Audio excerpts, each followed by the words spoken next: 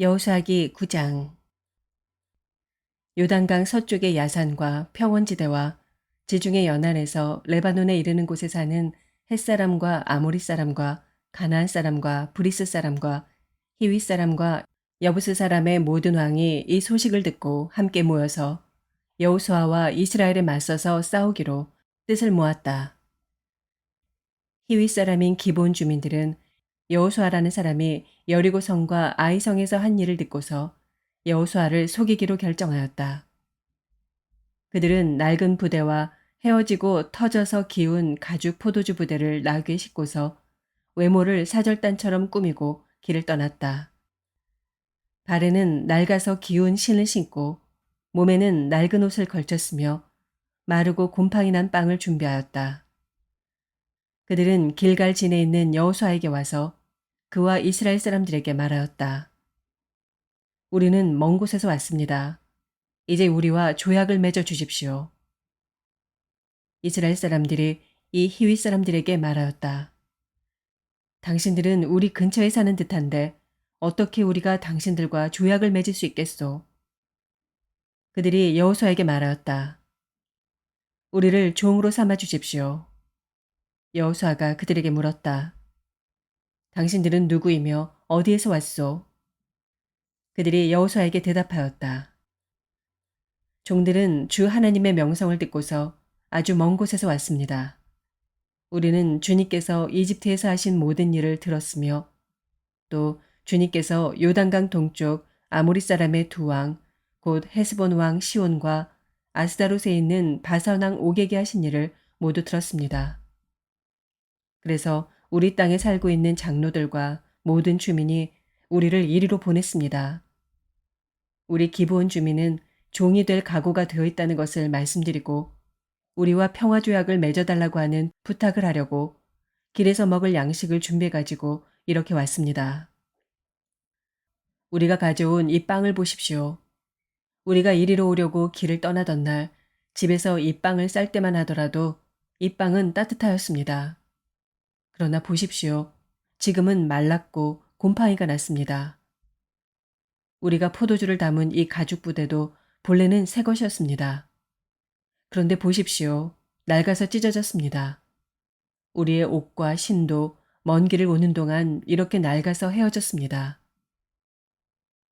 이스라엘 사람들은 어떻게 해야 할지를 주님께 묻지도 않은 채 그들이 가져온 양식을 넘겨받았다. 여호수아는 그들과 화친하여 그들을 살려준다는 조약을 맺고 회중의 지도자들은 그 조약을 지키기로 엄숙히 맹세하였다. 이스라엘 사람들은 그들과 조약을 맺은 지 사흘이 지난 뒤에 자기들과 조약을 맺은 사람들이 가까운 이웃이고 자기들 가까이에서 사는 사람들임을 알게 되었다. 이스라엘 자손은 그리로 가서 보려고 길을 떠나는데 겨우 사흘 만에 자기들과 조약을 맺은 사람들이 살고 있는 여러 성읍에 이르렀다. 그들이 살고 있는 성읍은 기브온과 그비라와 부에롯과 기럇 여아림이었다. 그러나 이스라엘 자손은 회중의 지도자들이 주 이스라엘의 하나님의 이름을 두고 조약을 지키기로 그들에게 맹세하였기 때문에 그들을 칠 수 없었다. 그래서 온 회중이 지도자들을 원망하였다. 그러나 모든 지도자들이 온 회중에게 말하였다. 우리가 주 이스라엘 하나님의 이름을 두고 그들에게 맹세하였으므로 그들을 해칠 수 없습니다. 우리가 그들에게 할 일이라고는 그들을 살려두어서 우리가 그들에게 맹세한 맹세 때문에 받게 될 진노가 우리에게 내리지 않게 하는 것뿐입니다. 그러나 비록 그들을 살려둔다 하더라도 우리 가운데서 나무 패는 자와 물 깃는 자로 살아가도록 그들을 제한할 것입니다. 지도자들이 이렇게 제안한 것을 회중이 받아들였다. 여호수아가 그들을 불러다가 말하였다. 당신들은 우리 가까이에 살면서 어찌하여 아주 멀리서 왔다고 말하여 우리를 속였소. 당신들이 이렇게 우리를 속였기 때문에 당신들은 저주를 받아서 영원히 종이 되어 우리 하나님의 집에서 나무를 패고 물을 깃는 일을 하게 될 것이오. 그들이 여호수아에게 대답하였다. 우리가 그렇게 속일 수밖에 없었던 까닭은 주 하나님이 그의 종 모세에게 명하신 것이 참으로 사실임을 우리가 알았기 때문입니다. 하나님이 이 땅을 다 이스라엘 사람에게 주라고 명하셨고 이스라엘 사람이 보는 앞에서 이 땅에 사는 모든 사람을 다 죽이라고 명하셨다는 것을 우리가 들어서 알았습니다. 우리가 속임수를 쓸 수밖에 없었던 것은 우리가 이스라엘 사람 때문에 목숨을 잃을까 두려워했기 때문입니다. 이제 우리를 마음대로 하실 수 있으니 처분만을 기다리겠습니다. 여호수아는 그들을 보호하기로 결정을 내리고 이스라엘 사람들이 그들을 죽이지 못하게 하였다. 바로 그날로 여호수아는 그들을 회중을 섬기고 주님의 제단을 돌보는 종으로 삼아 나무를 패고 물을 깃는 일을 맡게 하였다. 그들은 오늘까지 주님께서 택하신 곳에서 그 일을 하고 있다.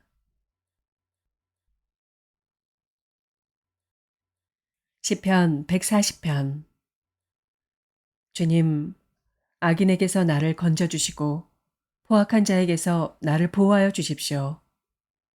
그들은 속으로 악을 계획하고 날마다 전쟁을 준비하러 모입니다. 뱀처럼 날카롭게 혀를 벼린 그들은 입술 아래에는 독사의 독을 품고 있습니다. 셀라. 주님, 악인에게서 나를 지켜주시고 포악한 자에게서 나를 보호하여 주십시오. 그들이 나를 밀어서 넘어뜨리랍니다. 오만한 사람들이 나를 해치려고 몰래 덫과 올가미를 놓고 길목에는 그물을 치고 나를 빠뜨리려고 함정을 팠습니다. 셀라. 그러나 나는 주님께 아뢰기를 주님은 나의 하나님이십니다. 주님, 나의 애원하는 소리에 귀를 기울여 주십시오. 하고 말하였습니다. 내 구원의 힘이신 주 하나님, 전쟁을 하는 날에 주님께서 내 머리에 투구를 씌워 보호해 주셨습니다. 주님, 악인의 욕망을 이루어 주지 마시고 그들이 우쭐대지 못하도록 그들의 계획이 성공하지 못하게 해주십시오. 셀라. 나를 애워싸고 있는 자들이 승리하지 못하게 해주십시오. 그들이 남들에게 퍼붓는 재앙을 다시 그들에게 되덮어 주십시오. 뜨거운 숯불이 그들 위에 쏟아지게 하시고 그들이 불구덩이나 수렁에 빠져서 다시는 일어나지 못하게 해주십시오. 혀를 놀려 남을 모함하는 사람은 이 땅에서 버젓이 살지 못하게 해주십시오. 폭력을 놀이 삼는 자들에게는 큰 재앙이 늘 따라다니게 해주십시오. 주님이 고난받는 사람을 변호해 주시고 가난한 사람에게 공의를 베푸시는 분임을 나는 알고 있습니다. 분명히 의인은 주님의 이름에 찬양을 돌리고 정직한 사람은 주님 앞에서 살 것입니다.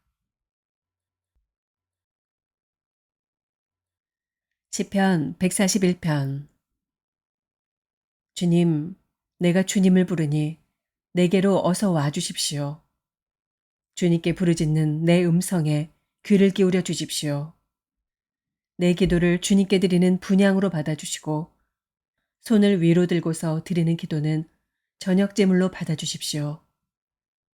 주님, 내 입술 언저리에 파수꾼을 세우시고 내 입 앞에는 문지기를 세워주십시오. 내 마음이 악한 일에 기울어지지 않게 해주십시오. 악한 일을 하는 자들과 어울려서 악한 일을 하지 않게 도와주십시오. 그들의 진수성찬을 먹지 않게 해주십시오. 의인이 사랑의 매로 나를 쳐서 나를 꾸짖게 해주시고 악인들에게 대접을 받는 일이 없게 해주십시오. 나는 언제나 그들의 악행을 고발하는 기도를 드리겠습니다. 그들의 통치자들이 돌부리에 걸려서 넘어지면 그제서야 백성은 내 말이 옳았음을 알고서 내게 귀를 기울일 것입니다. 맷돌이 땅에 부딪혀서 깨지듯이 그들의 해골이 부서져서 스올 어귀에 흩어질 것입니다. 주 하나님, 내 눈이 주님을 우러러보며 주님께로 내가 피하니 내 영혼을 벌거벗겨서 내쫓지는 말아주십시오. 내 원수들이 나를 잡으려고 쳐놓은 덫에서 나를 지켜주시고 악한 일을 저지르는 사람들의 함정에서 나를 건져주십시오. 악인들은 자기가 친 덫에 걸려서 넘어지게 해주시고 나만은 안전하게 빠져나가게 해주십시오.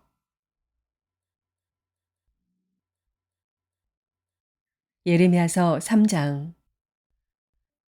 세상 사람들은 말하기를 어떤 남자가 아내를 버릴 때 그 여자가 남편에게서 떠나서 다른 남자의 아내가 되면 그 여자가 본 남편에게로 다시 되돌아갈 수 있느냐. 그렇게 되면 그 땅이 아주 더러워지지 않느냐 한다. 그런데 너는 수많은 남자들과 음행을 하고서도 나에게로 다시 돌아오려고 하느냐. 나 주의 말이다. 두 눈을 뜨고 저 벌거숭이 언덕들을 바라보아라. 네가 음행을 하여 더럽히지 않은 곳이 어디 있느냐.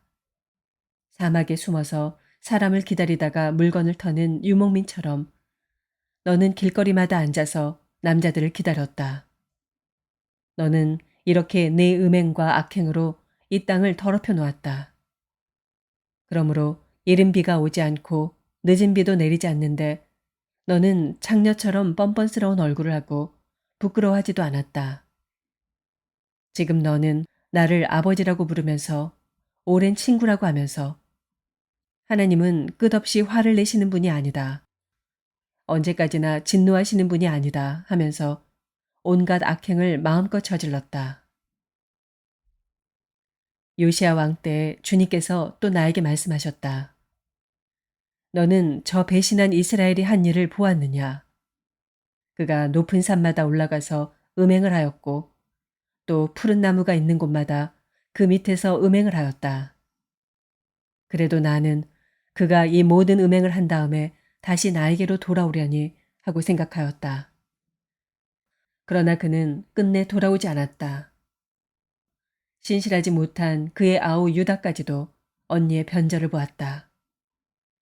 유다는 이스라엘이 나를 배신하고 음행을 하다가 바로 그것 때문에 나에게서 내쫓기는 것과 이웃장을 쥐고 내쫓기는 것을 보았다.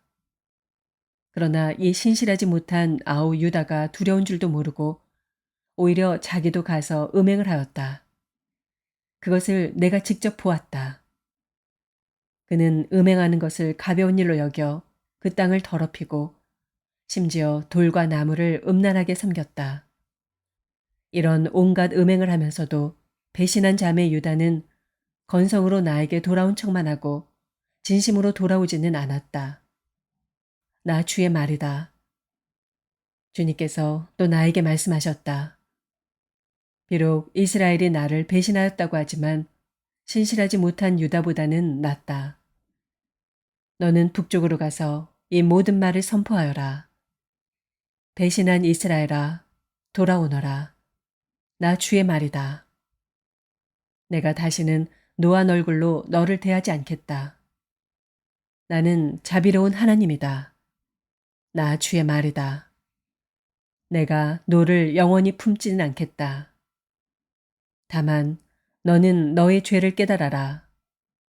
너는 너의 주 하나님을 배반하고 떠나서 푸른 나무마다 찾아다니며 그 밑에서 다른 신들에게 너의 몸을 내맡겼으며 나에게 순종하지 않았다.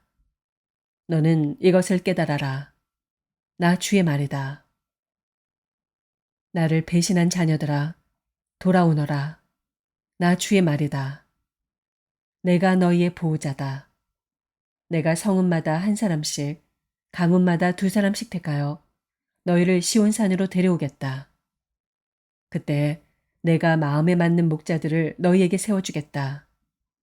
그러면 그들이 지식과 훈계로 너희를 양육할 것이다. 그때가 이르러서 너희가 이 땅에서 번성하여 많아지면 아무도 다시는 주의 언약궤를 말하지 않을 것이다. 나 주의 말이다. 그것을 다시는 마음속에 떠올리지도 않을 것이며 기억하거나 찾지도 않을 것이다. 그것이 필요도 없을 것이다. 그때에는 누구나 예루살렘을 주의 보좌라고 부를 것이며 문민족이 그리로 예루살렘에 있는 주 앞으로 모일 것이다. 그들이 다시는 자기들의 악한 마음에서 나오는 고집대로 살지 않을 것이다. 그때에는 유다 집안과 이스라엘 집안이 하나가 되어서 다 같이 북녘 땅에서 나와서 내가 너희 조상에게 유산으로 준 땅으로 들어갈 것이다. 나는 스스로 이렇게 생각하였다.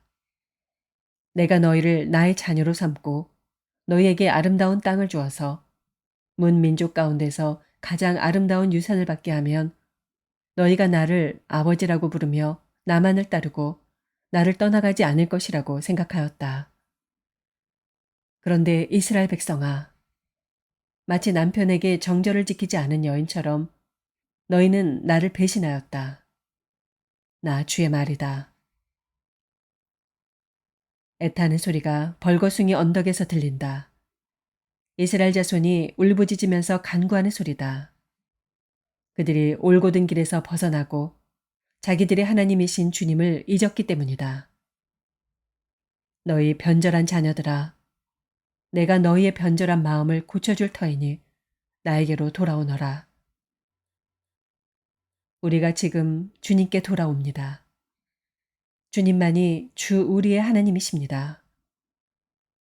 언덕에서 드리는 이교 제사가 쓸데없고 산 위에서 드리는 축제의 제사가 우리를 구원하지 못합니다.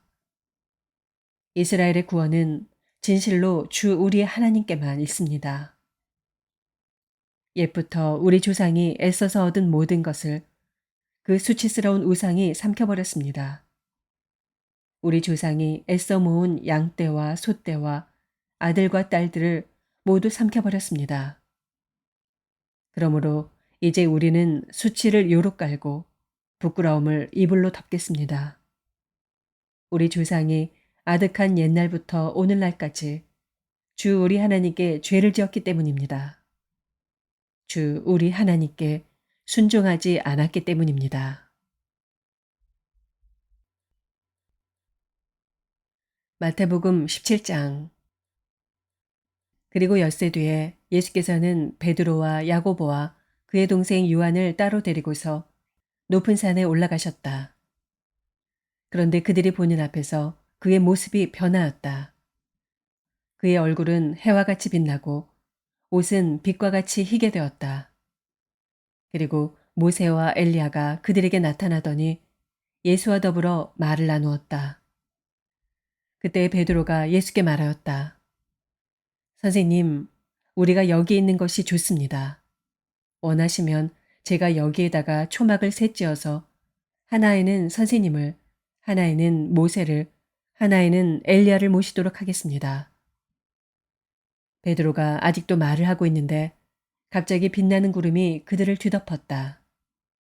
그리고 구름 속에서 이는 내 사랑하는 아들이다. 나는 그를 좋아한다. 너희는 그의 말을 들어라. 하는 소리가 들려왔다.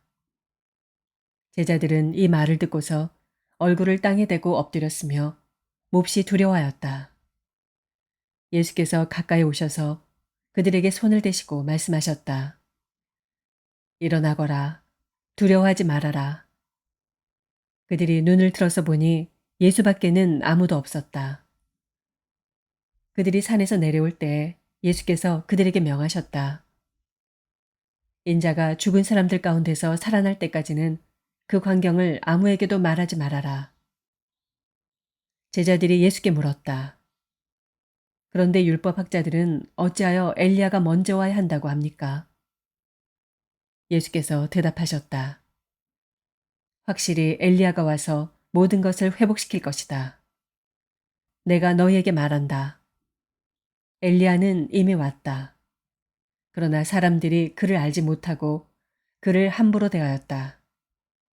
인자도 이와 같이 그들에게 고난을 받을 것이다.